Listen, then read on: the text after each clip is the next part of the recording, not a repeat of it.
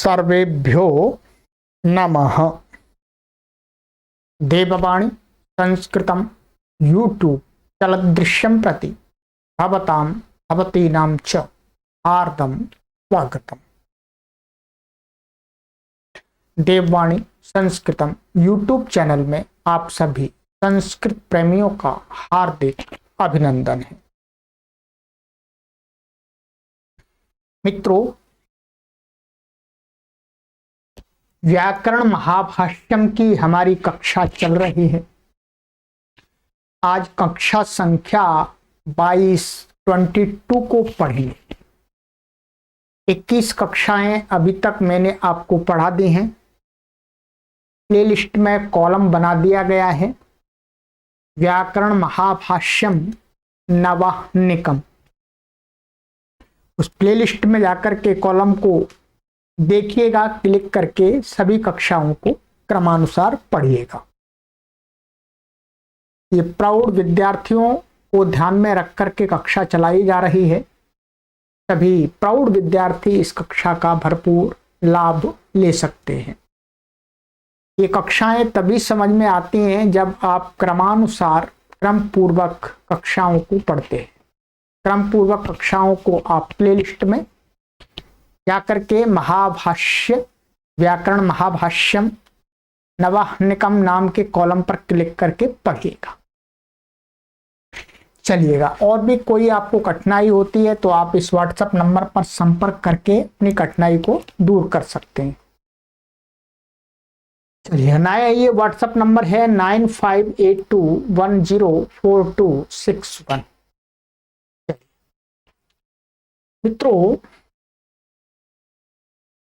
हमने आपको अभी पिछली कक्षा में जो पढ़ाया था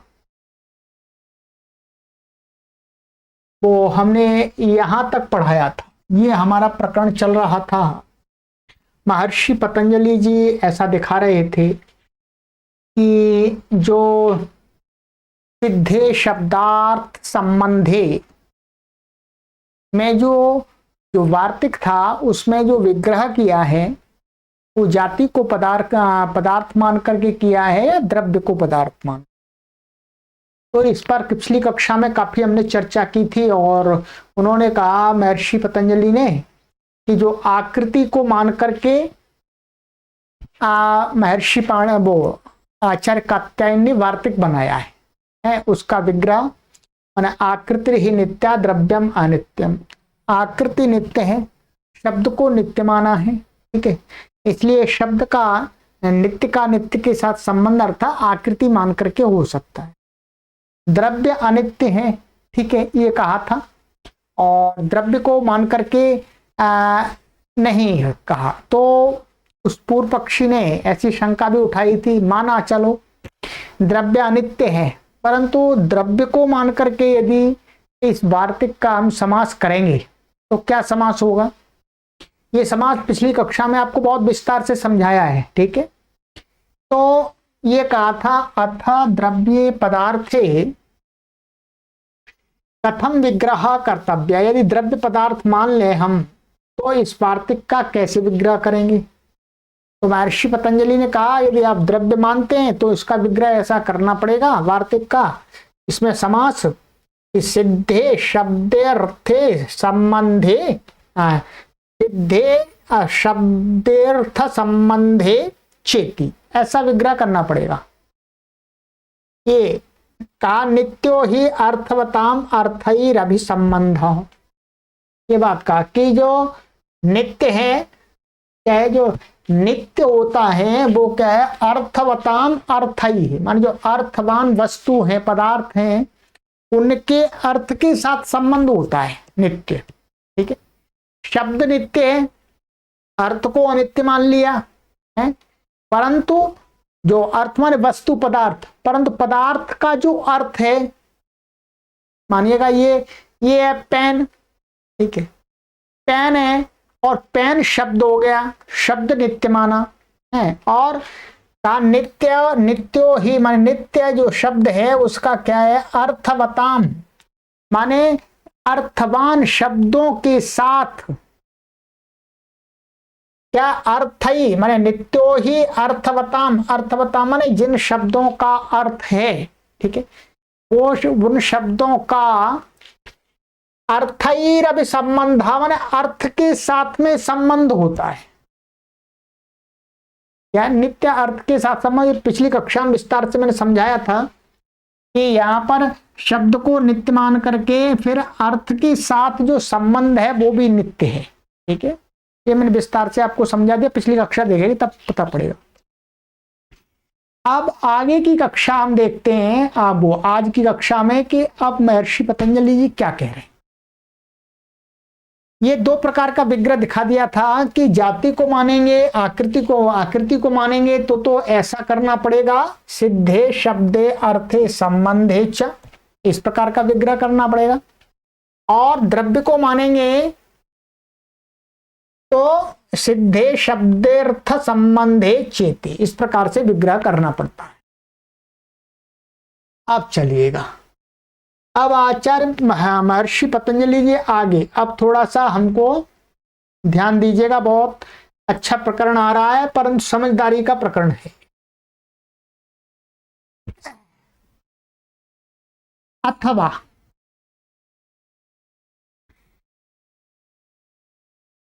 एक हमने आपको बताया था, इसमें एक होता है अभ्युपगम पक्ष। क्या?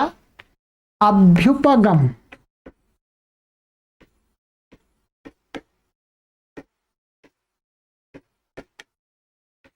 अभ्युपगम पक्ष का होता है कि चलो नहीं है फिर भी थोड़ी देर के लिए स्वीकार कर लेते, मान लेते हैं आपकी बात रखने के लिए, ठीक है। अब ये महर्षि पतंजलि जी शंका समाधान के द्वारा ये एक पक्ष दिखाने जा रहे हैं, अभ्युपगम पक्ष।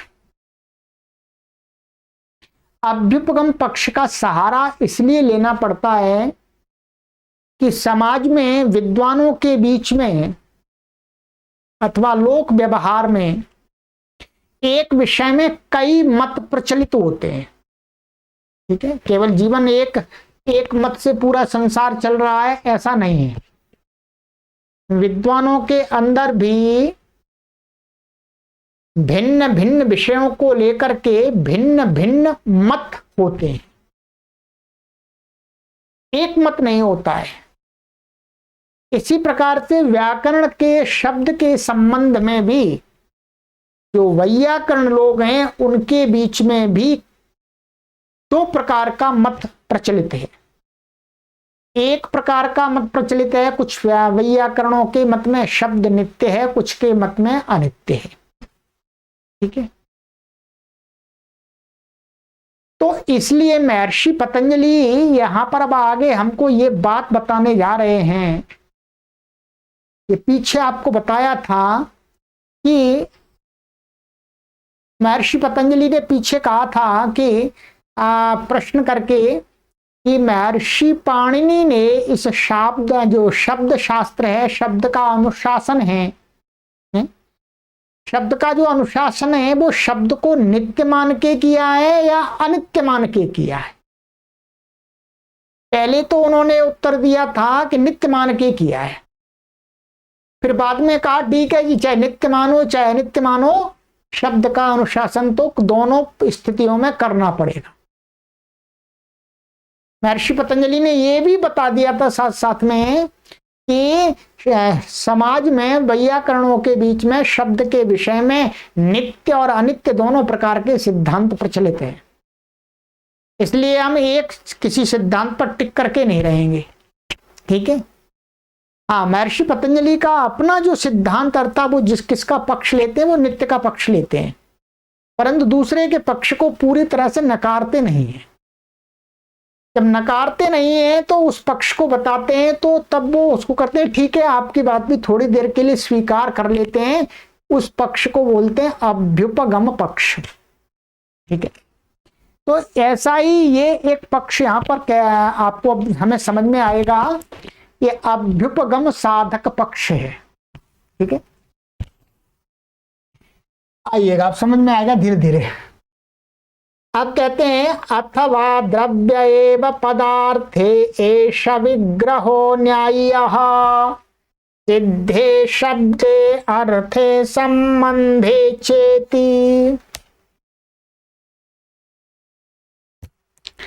कहते हैं महर्षि पतंजलि जी, अथवा ऐसा मान लेते हैं, चलो अभी तो हमने ये कहा था कि द्रव्य को अनित्य माना, द्रव्य को अनित्य मान करके इस वार्तिक का विग्रह क्या किया था, सिद्धे शब्दे शब्दे अर्थ संबंधे चैति, ऐसा किया था।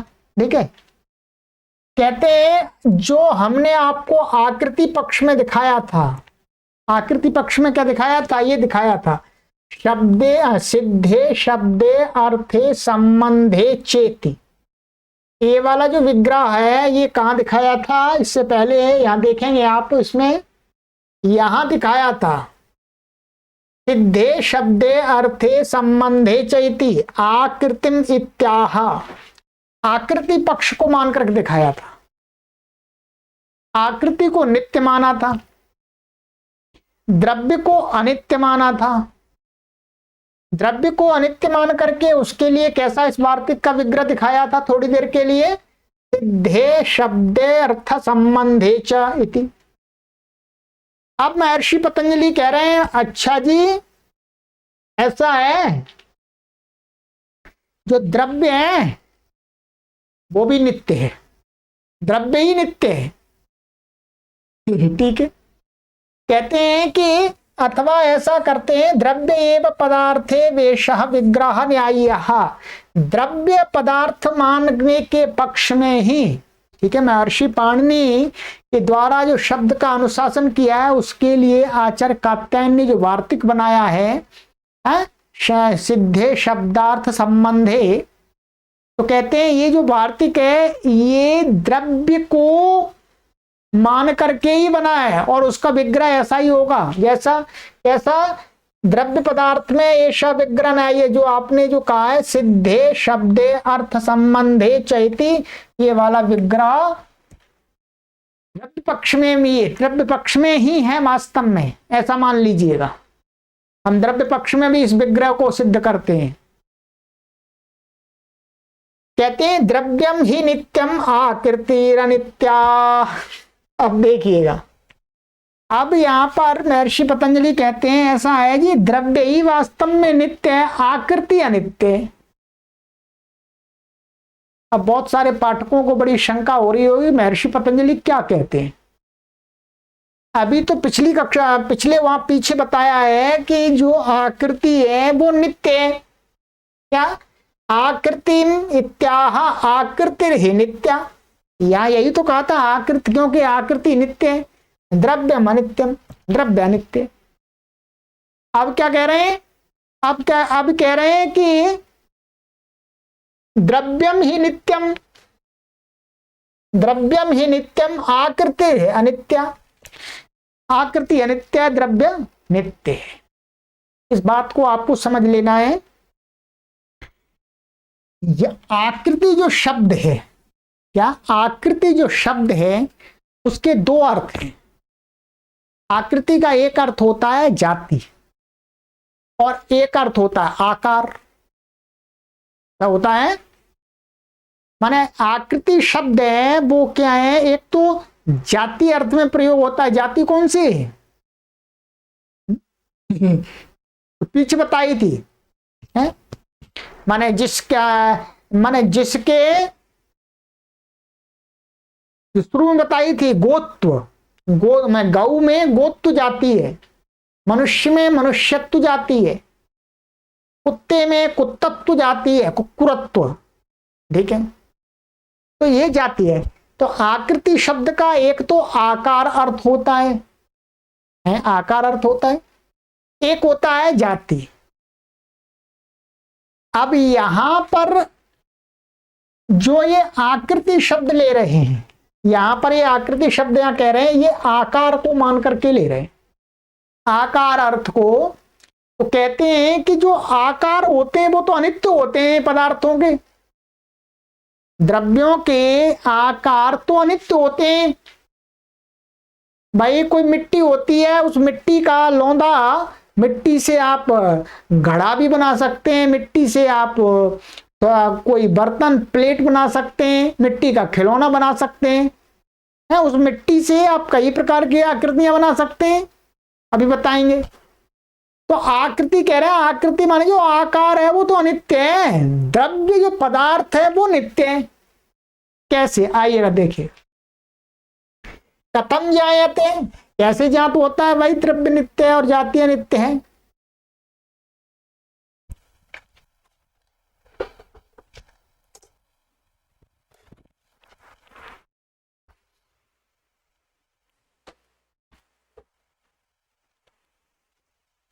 कहते हैं एवं ही दृश्यते लोके मृत कयाचिद आकृत्या युक्ता पिंडो भवति।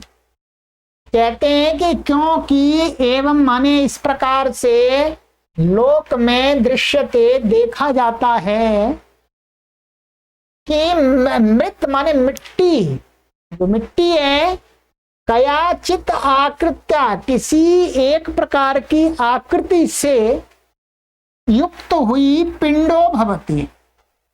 मिट्टी होती है, उसको हम पानी डाल के गूंथ देते हैं तो उसका ऐसा लौंदा सा बन जाता है, तो किसी एक आकृति से युक्त हो जाती है, वो क्या है, पिंड बन जाती है। पिंड माने एक ऐसा बन जाता है आकार, किसी प्रकार का पिंड, पिंड जैसा, ठीक है। पिंडाकृतिम उपमृद्या घटिका क्रियन्ते, और कहते हैं जो ऐसे लोंदा बना लेते हैं पिंड, उसी को उपमृद्य माने बिगाड़ करके, घटिका क्रियन्ते माने घड़े, छोटे छोटे घड़े बना लेते हैं, घड़े की आकृति में आ जाती है वो मिट्टी। पहले एक लौंदे के आकार में थी पिंड रूप में, फिर उसको थोड़ा ऐसे पीट पाट करके छोटे छोटे घटियां बना दी, घड़े बना दिए, छोटी छोटी घंटी, तो घटिका क्रियन्ते।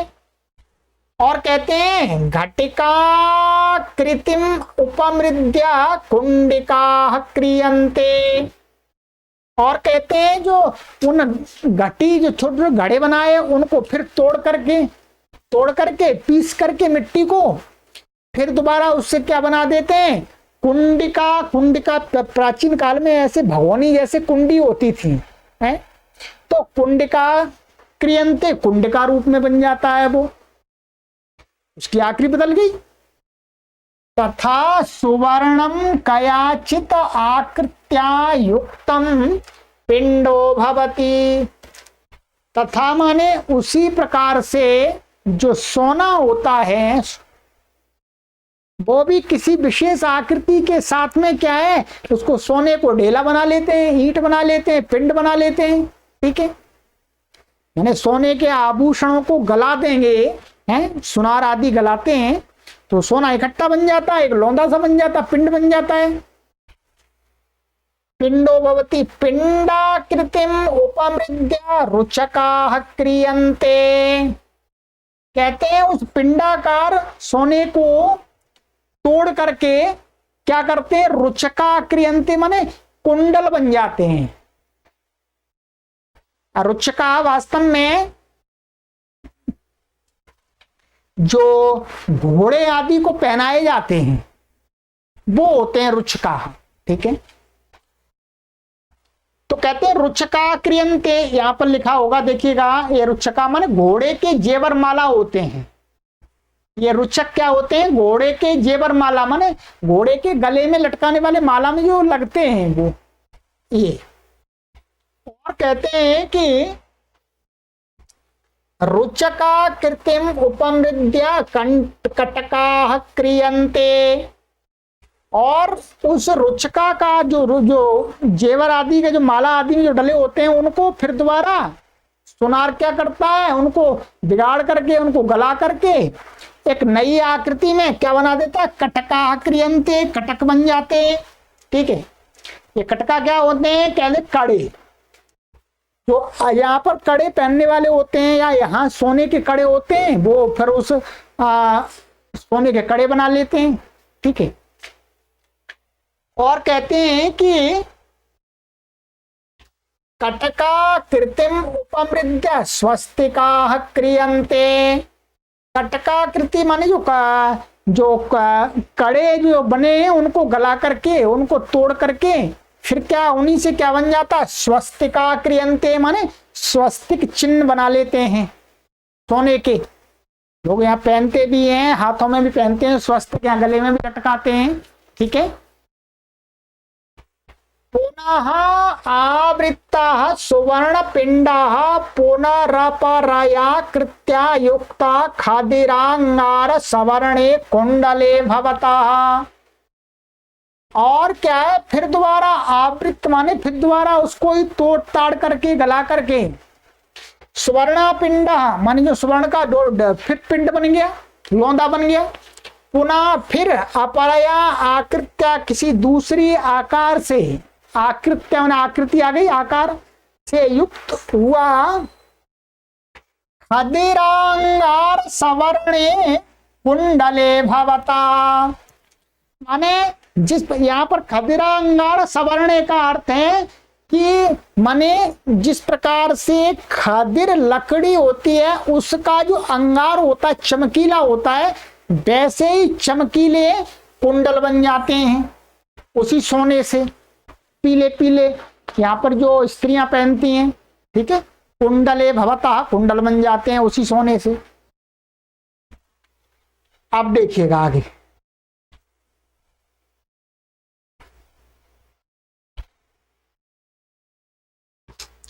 आकृति रन्या चान्या च भवति द्रव्यम पुनस्तदेव। कहते हैं आकृति अन्या च अन्या च भवति, माने आकृति तो भिन्न भिन्न बनती रहती है। कभी मिट्टी का घड़ा बन गया, कभी कुंडिका बन गई, कभी कुछ और बन गया, सुराही बन गई, कभी बड़ा घड़ा बन गया। ठीक है, और ऐसे सोने का कभी कुंडल बन गए, कभी स्वस्तिक बन गए, कभी कटक बन गए। ठीक है, परंतु पदार्थ वही रहता है, मिट्टी मिट्टी रहती है और सोना सोना रहता है। वही का आकृति अन्य भवति माने आकृति भिन्न भिन्न बदलती रहती है। द्रव्यम पुनः तदेव, भाई जो द्रव्य है मिट्टी अथवा सोना वो तो वही रहता है, वो तो नहीं बदलता भाई। चाहे घड़ा बन जाए, चाहे बन जाए कुंडिका बन जाए, चाहे दीपक बन जाए, मिट्टी से कहेंगे मिट्टी से बनाए।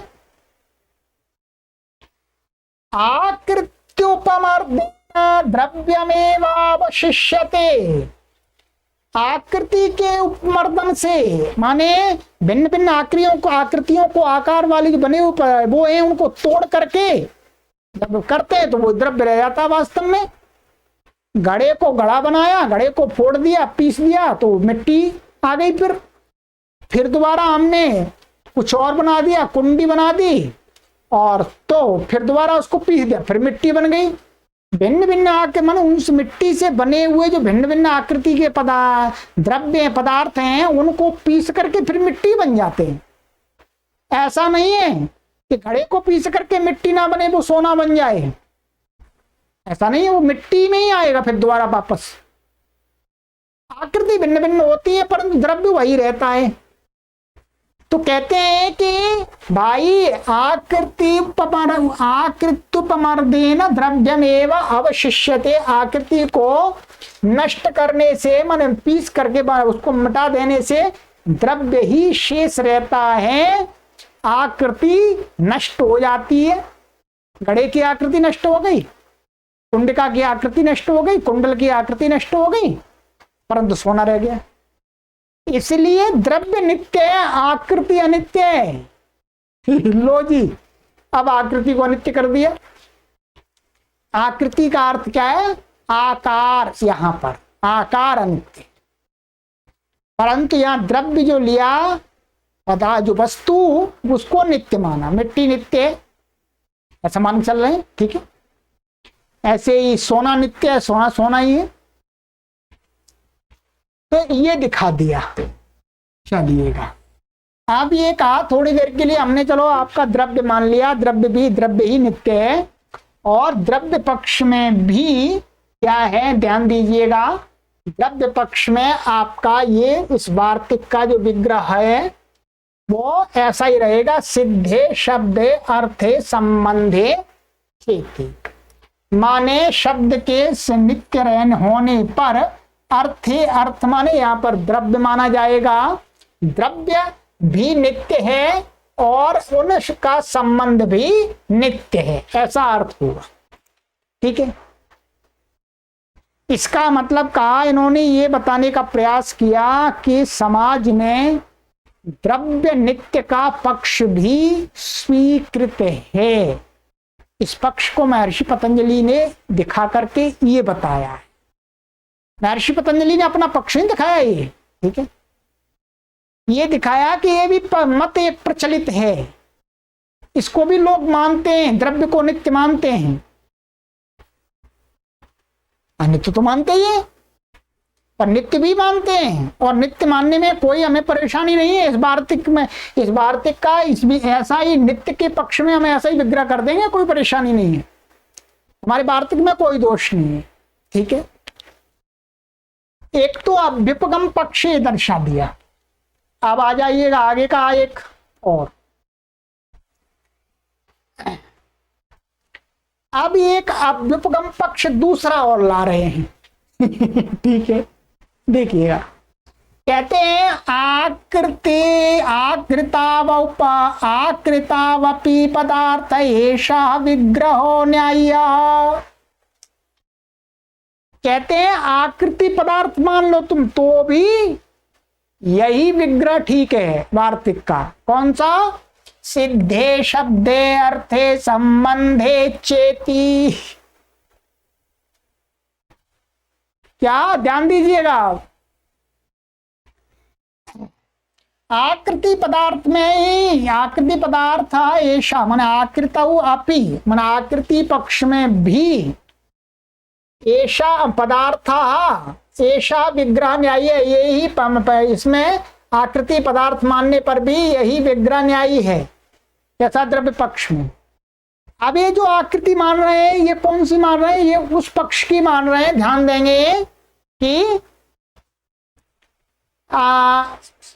देखिएगा, ये इसी पक्ष उस पक्ष की मान रहे हैं जिस पक्ष में आकार वाली आकृति अभिमानी थी। ठीक है, ये आकृति को भी अब नित्य ठहरा देंगे। कैसे? कहते हैं ननु चा उक्तम आकृतिरनित्या इति। भाई साहब, आपने अभी तो ये कहा था कि आकृति अनित्य है, अब आप कह रहे हैं आकृति नित्य। आकृति पक्ष में ये नित्य पक्ष का कैसे घटा देंगे आप बताइएगा? कहते हैं न तदस्ति, ये बात नहीं है, ऐसी नहीं है। ठीक है, नित्याकृति ही मन आकृति नित्य है। कुछ लोग आकृति को नित्य मानते हैं, आप कुछ लोग अनित्य मानते होंगे, पर कुछ लोग तो नित्य भी मानते हैं। कैसे मानते हैं उसका तर्क दे रहे हैं। कथम भाई, कैसे मानते हैं? कहते हैं न क्वचिदा उपरतेति कृत्वा सर्वत्रोपरता भवति द्रव्यांतरस्थातुपलभ्यते। कहते हैं कि भाई ऐसा है, आपने मिट्टी से घड़ा बनाया, मिट्टी से घड़ा बनाया और घड़े को तोड़ दिया। घटा जो घटाकार है, घटाकृति है, उसको आपने तोड़ दिया। तो इसका मतलब ये तो नहीं है कि दुनिया में कहीं दूसरी जगह घटाकृति है, खत्म हो गई, नष्ट हो गई। अरे यही तो नष्ट हुई है घटाकृति। अरे दूसरे घर में तो होगी, दूसरे स्थान में तो घटा बहुत सारे घड़े होंगे। भाई घटाकृति, एक मिट्टी से आपने घट बनाया, घटाकार का, आपने उसको तोड़ दिया। तो आप ये नहीं कह सकते कि ये आकृति अब समाप्त हो गई, पूरी नष्ट हो गई। कैसे कह सकते हैं? यही एक ही घड़ा तो नष्ट हुआ है, दूसरे घड़े में तो वो आकृति विद्यमान है। उसके लिए तो घट शब्द का प्रयोग करना पड़ेगा। तो वही कह रहे हैं कि न क्वचित उपरता कृत्वा इति कृत्वा सर्वत्र उपरता भवति। माने कहीं एक जगह पर किसी एक घड़े को तोड़ देने से वो पूरे घटाकृति नष्ट हो जाती है, ऐसा नहीं है। सर्वत्र उपरता सब जगह नष्ट हो जाती है, ऐसा नहीं है। द्रव्यांतरस्था तु उपलभ्यते। भाई दूसरी जगह दूसरे घड़े में वो आकृति विद्यमान है। समझ रहे हैं आप? भाई ये पेन है, ये पेन मैंने तोड़ दिया तो इसका मतलब ये नहीं है कि इस पेन के आकृति के दूसरे पेन समाप्त हो गए सारे। दूसरी जगह तो आकृति रहेगी, उसके लिए तो पेन शब्द का प्रयोग करना पड़ेगा। तो इसलिए आकृति भी नित्य है। आप ऐसा नहीं कह सकते कि आकृति नित्य नहीं है। जैसे द्रव्य नित्य है वैसे आकृति भी नित्य है। चलो जी, ये भी एक अभ्युपगम पक्ष है कि आकृति को भी नित्य मान करके आप इस वार्तिक का विग्रह ऐसा ही रखें, कोई परेशानी नहीं। अर्थात सिद्धे शब्दे अर्थे संबंधे च इति, जो महर्षि आचार्य कात्यायन का जो वार्तिक था उसमें हमने समास किया था। तो दोनों पक्ष में आकृति पक्ष मानिएगा चाहे मानिएगा आप द्रव्य पक्ष, दोनों पक्ष में आप ये विग्रह कर सकते हैं। क्यों? क्योंकि समाज में दोनों प्रकार के मत प्रचलित हैं। इसलिए आचार्य कात्यायन ने जो वार्तिक बनाया है, जो शब्द का अनुशासन किया है महर्षि पाणिनि का, वो चाहे आप आकृति को नित्य मानिएगा चाहे आप आकृति को अनित्य मानिएगा, चाहे आप द्रव्य को नित्य मानिएगा चाहे नित्य मानिएगा, दोनों प्रकार की अवस्था में ऐसा ही विग्रह काम करेगा। अर्थात इस वार्तिक की आवश्यकता रहेगी। ठीक है, अब देखिएगा, अभी पिंडा नहीं छोड़ा महर्षि पतंजलि ने। आप कहेंगे आगे, कहते हैं कि अथवा नेदम नित्य लक्षणम अथवा भाई ऐसा है जो आप नित्य का लक्षण करते हैं, वो ये लक्षण ये इतना ही है ऐसा नहीं है। क्या करते हैं नित्य का लक्षण? ध्रुवम कूटस्थम अविचाल्य नपायोपजन विकार्य अनुत्पत्त्य वृद्ध्यव्यय योगी यत्तत् नित्यम इति। ये क्या है? ये लक्षण दिया है कि जिसके पदार्थ के अंदर ध्रुवता हो, कूटस्थ हो, अविचाली हो, अनपायोपजन हो, ठीक है, अविकारी हो, अनपायोजन, अनपाय और उपजन मान उत्पत्ति से रहित, अविकारी विकार से रहित, और क्या है? अनुत्पत्ति माने उत्पत्ति ना होना चाहिए। उपजन का अर्थ यहाँ पर है, उपजन माने कुछ उसमें वृद्धि हो जाना, ठीक है, और अवृद्धि माने जिसमें वृद्धि ना हो, और अव्यय माने व्यय नहीं होता हो। ऐसे योग से माने ऐसे लक्षण वाला जो पदार्थ होता है वो क्या होता है? नित्य होता है। इति, ये नित्य का जो लक्षण दिया है ये लक्षण ठीक नहीं है आपका, इतने से काम नहीं चलता। ठीक है, कहते हैं ये तो मान लिया चलो ये नित्य है, परंतु इतना ही है ऐसा नहीं है। ये कहते हैं कि तदापि नित्यम यस्मिन् तत्वम न विहन्यते। कहते हैं वह भी नित्य होता है कि जिसमें तत्व का नाश नहीं होता है। क्या? जिसमें तत्व का नाश नहीं होता है। तो कहते हैं किम पुनस्तत्वम, तत्व क्या है आपका? तत्व क्या है? तो वही कहा तस्य भावस्तत्वम, तस्य भावः उसका होना। अर्थात उसका जिसके कारण से वो है वही उसका तत्व है। मनुष्य का तत्व क्या है? मनुष्यत्व। मनुष्य को मनुष्य क्यों कहते हैं? क्योंकि उसके अंदर मनुष्यत्व है। पशु को पशु क्यों कहते हैं? उसके अंदर पशुत्व है। वही उसका तत्व है। तो कहते हैं तत्व नित्य है। क्या? तत्व नित्य है। तत्व का अर्थ क्या आ गया? वही आ गया जाति है, जो शुरू में दिखाई थी आपको, गोत्र, मनुष्यत्व। तो कहते हैं तस्य भावा तत्वम आकृतौ अपि तत्वम न विहन्यते। आकृति में भी तत्व नष्ट नहीं होता है। घटाकृति, जो घटाकृति है, ये आप देखिए यहां पर ये आकृति ले आगे, जो घटाकृति है और एक क्या तत्व जाति है, आकृति उसको भी माना था।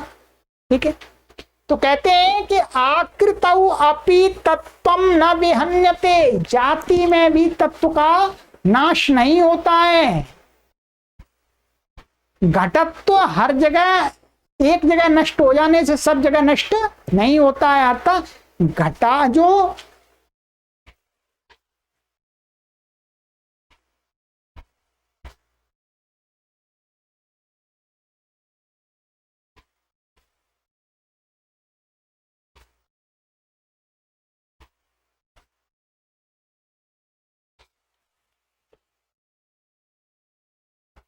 चलिए अभी इसको प्रकरण को ये यहां से आगे मुझे आगे की कक्षा में पढ़ाना होगा, क्योंकि ये बड़ा प्रकरण आ रहा है। इसके अंदर थोड़ी और चीज मुझे ऐड करके आपको पढ़ानी पड़ेंगी। ठीक है, ये तस्य भावः तत्वम, ये तो समझ में आ गया। माने किसी भी पदार्थ का जो उसका भाव होता है? जैसे मनुष्य का भाव क्या है? मनुष्यत्व। जिसके कारण से जिसकी सत्ता का बोध होता है वही उसका भाव होता है। ठीक है, तो भाव नष्ट नहीं होता है। आकृति वही कहा, तो कहते हैं आकृतौ अपि तत्वम न विहन्यते। आकृति में भी तत्व का नाश नहीं होता है। अब जो ये नाश है क्या है? ये जो यहां दिखाए ये आपको मैं समझाऊंगा अगली कक्षा में। अभी समय काफी ज्यादा हो रहा है। ये जो लक्षण दिखाया है, ध्रुवम कूटस्थम अविचाली अनपायोपजन विकारी अनुत्पत्ति है अवृद्धि अव्यय योगी तन्नित्यम, इसको आगे की कक्षा में मैं सबको समझाऊंगा। यहाँ पर 3 प्रकार से नाश अनित्यत्व होता है और नित्यत्व होता है, वो मैं आगे की कक्षा में आपको समझाऊंगा। ठीक है, तब आप इस बात को पूरा को समझेंगे। ठीक है, तो अभी तक आपको मैंने ये बता दिया। महर्षि पतंजलि जी आगे के कह रहे हैं कि भाई चलो नित्य का लक्षण जो हमने ऊपर बताया वो उसको छोड़ देते हैं। ठीक है, नित्य का लक्षण और भी है। क्या लक्षण है वो यहां बता दिया इन्होंने कि तस्य भावः तत्व, माने जिसमें तत्व का नाश नहीं होता। जैसे मनुष्य में मनुष्यत्व का नाश नहीं होता। मनुष्य है जो ये शरीर नष्ट हो जाएगा तो मनुष्यत्व नष्ट नहीं होता। इसके नष्ट होने पर मनुष्यत्व नष्ट नहीं होता है।